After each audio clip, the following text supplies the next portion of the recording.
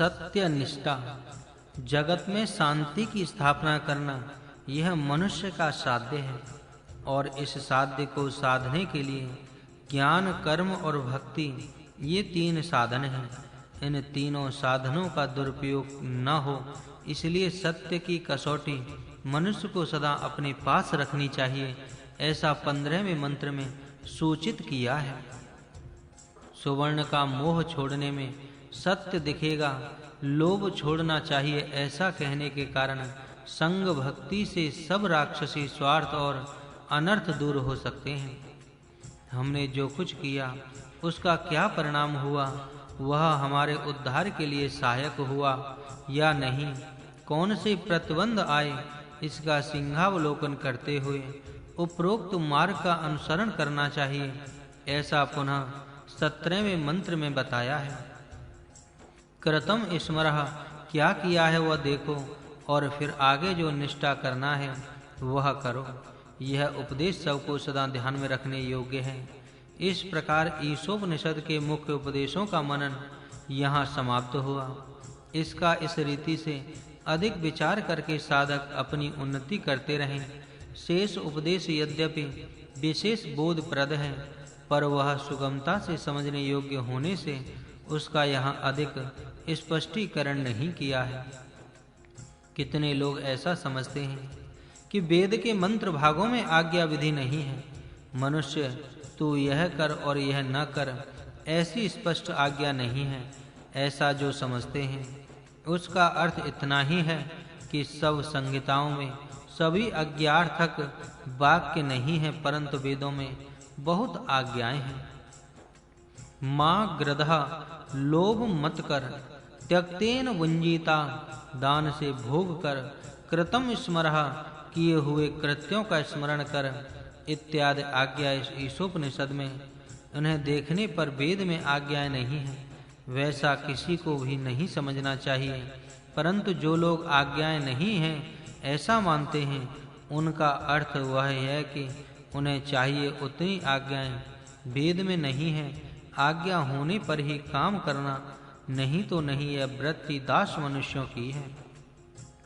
स्वतंत्र मनुष्य आंतरिक स्फूर्ति से काम करता है, लोगों को गुलाम बनाने की वेद की इच्छा नहीं है, अतः वह किसी को बहुत सी आज्ञा नहीं करता, परंतु वह ऐसी शब्द योजना करने वर्णन करता है कि उससे मनुष्य के अंतःकरण में स्वयं स्फूर्ति उत्पन्न हो, और वह अपनी अंतः स्फूर्ति से स्वतंत्रता से अपने कर्तव्य करें तथा अपनी उन्नति करें। इससे पाठकों को पता चलेगा कि वेद मंत्र में आज्ञार्थक प्रयोग बहुत से नहीं हैं। यह वैदिक धर्म के महत्व को बढ़ाने वाली बात है। इंद्र अपने बल से शत्रु का नाश करता है, ऐसा चाहते हैं, अपना बल बढ़ाकर शत्रु का नाश करना चाहिए, ऐसी स्फूर्ति मन में उत्पन्न होती है। इसी प्रकार वेदों में जिस देवता की स्तुति है वह उपासक के अंतःकार में वैसी स्फूर्ति उत्पन्न करने के लिए है। इस ईशोपनिषद में बहुत से मंत्र आत्मा देवता की प्रशंसा परक हैं। केवल तृतीय मंत्र आत्मघातक जो मंत्र हैं वे अवनति कारक कर्म न करने का उपदेश करते हैं। अमुक मत करो ऐसी निषेधक आज्ञा न करते हुए ऐसे आत्मघातक कर्म करने से ऐसी अधोगति होती है, ऐसे वेद मंत्रों में कहा है। वह आत्मा पूर्ण है और उससे उत्पन्न हुआ यह जगत भी पूर्ण है। पूर्ण से पूर्ण उत्पन्न होता है, यद्यपि उस पूर्ण से यह पूर्ण उत्पन्न हुआ है, तथापि वह जैसा का वैसा ही परिपूर्ण रहा है, उसमें कुछ भी न्यूनता नहीं हुई है। आत्मा इस संपूर्ण जगत में व्याप रहा है। इस जगत में संग के आधार से व्यक्ति रहता है, अतः व्यक्ति को अपने भोगों का त्याग यज्ञ संग के लिए करना चाहिए। त्याग करके जो कुछ अवशिष्ट रहे उसका अपने लिए भोग करना योग्य है। कोई भी लोभ मत करो। धन किसी एक व्यक्ति का नहीं, वह सब जन संघ का है। मनुष्य इस जगत में सर्वदा प्रशस्त कर्म ही करता रहे और 100 वर्ष तक जीने का प्रयत्न करे, यह मनुष्य का धर्म है। इसे ध्यान में रखना चाहिए। इसको छोड़कर दूसरा उन्नति का मार्ग नहीं है। सत्कर्म में करने से मनुष्य को दोष नहीं लगता। केवल शारीरिक शक्ति के लिए ही प्रसिद्ध कुछ लोग हैं, परंतु उनमें आत्मिक ज्ञान जरा भी नहीं होता। जो आत्मघात के लोग हैं, वे मरने के बाद और जीते जी ऐसे ही लोगों में गिने जाते हैं। वह आत्मा अद्वितीय, स्थिर, सबसे प्रथम दृष्टा और मन का भी प्रेरक है। वह इंद्रियों को नहीं दिखता। सब वेगवान पदार्थों की अपेक्षा भी उसका वर्णन वेग अधिक है। उसके आधार से ही मनुष्य अपने कर्म करने का धारण रखता है। वह स्वयं नहीं हिलता तो भी सबको चलाता है। वह दूर होता हुआ भी सबके पास है। वह सबके अंदर और बाहर भी है। जो सब प्राणियों के आत्मा में और आत्मा को सब प्राणियों में देखता है, वह किसी का भी तिरस्कार नहीं करता।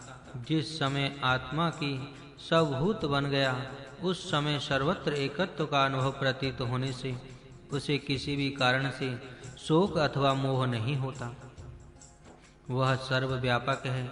वह देह रहित, स्नायु और व्रण से रहित है। उसी प्रकार वह शुद्ध, निष्पाप, तेजस्वी, अतीन्द्रियार्थदर्शी, मन का स्वामी, विजयी और स्वयंभू है। वह सदा सब कर्तव्य योग रीति से करता रहता है। जिनकी दृष्टि केवल व्यक्ति तक ही सीमित है, वे अधोगति को जाते हैं, और जिनकी दृष्टि केवल संग तक सीमित है, वे भी अधोगति को पाते हैं। व्यक्ति सत्य निष्ठा से एक लाभ होता है और संग निष्ठा से दूसरा लाभ होता है। ऐसा विचारशील उपदेशक कहते आए हैं, व्यक्ति का हित और संग का हित, इन दोनों को साधना चाहिए। व्यक्ति की उपासना से वैयक्तिक कष्ट दूर करके संग सेवा से साधक अमर हो सकता है।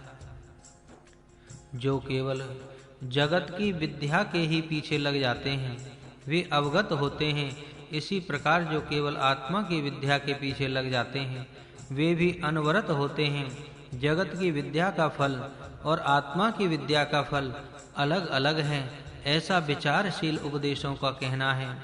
जगत की विद्या और आत्मा की विद्या, ये दोनों ही साथ-साथ उपयोगी हैं।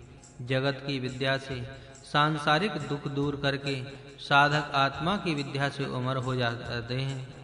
प्राण अपार्थिव अमृत है और यह स्थूल शरीर नाशवान है। अतः हे जीव, ओमकार का जप कर और अपने किए हुए कर्मों पर विचार कर। प्राण अपार्थिव अमृत है और यह स्थूल शरीर नाशवान है। अतः हे जीव, ओमकार का जप कर और अपने किए हुए कर्मों पर विचार कर। सत्य का मुख सुवर्ण के ढक्कन से ढका गया है। अतः यदि सत्य देखना हो तो वह सुवर्ण का ढक्कन दूर करना चाहिए। शरीर धारण किया हुआ मैं प्राण शक्ति से उन्नति चाहने वाला तेरा उपासक हूँ। यह ईशोपनिषद का सरल रूपांतर है।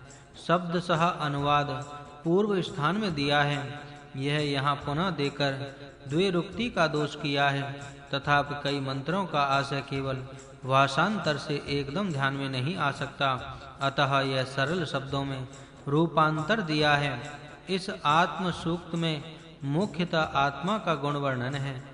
तथापि प्रार्थना, उपासना, निंदा, स्तुति, प्रशंसा, आज्ञा, याचना, आदेश आदि सब प्रकार के मंत्र इसमें हैं। इस दृष्टि से विचार करने वाले को यह सरल रूपांतर सहायक होगा। आज्ञा और निंदा कितनी थोड़ी है और प्रशंसा कितनी अधिक है, इनकी तुलना यहाँ देखने योग्य है। बुराई की निंदा तक अधिक नहीं करनी चाहिए और बहुत थोड़ी बुरे शब्दों से जिह्वा को थोड़ा सा भी खराब करना नहीं चाहिए। सुविचार के शब्द ही उच्चारने वा चाहिए, यही वेद का आशय है। देखिए, भद्रम कर्णेभिः शृणुयाम देवा भद्रम पश्येमाक्षभिर्यजत्राः। अच्छी बातें कानों से सुने, अच्छी ही बातें आँखों से देखें। किसी भी तरह से निषेध करने के लिए भी बुराई का स्मरण तक न करें। वेद में स्तुति और प्रशंसा पूरक मंत्र अधिक तथा निंदा और आज्ञा परक कम है। इसका यही कारण है मन का स्वभाव धर्म मनन से तद्रूप होने का है।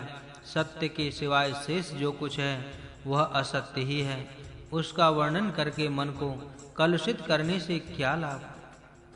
इसके अतिरिक्त सत्य एक होने से उसको कहा जा सकता है, पर असत्यों की गणना करके कहना असंभव है।